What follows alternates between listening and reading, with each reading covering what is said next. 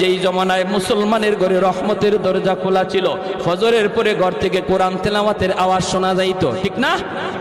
এক সময় গ্রামের ভিতর দিয়া যদি চলতাম, প্রতিটা ঘর থেকে মা বোনদের কোরআন তেলাওয়াতের আওয়াজ শোনা যাইতো। কিন্তু এখন গ্রামের ভিতর দিয়া হাঁটলে মনে হয় ফজরের পরে সব মরে গেছে। রাতের বেলা চুরি করা যতটা সহজ, ফজরের পরে মনে হয় এর চেয়ে আরো বেশি সহজ, ঠিক না? কোনো খবর নাই, কোনো খবর নাই। তখন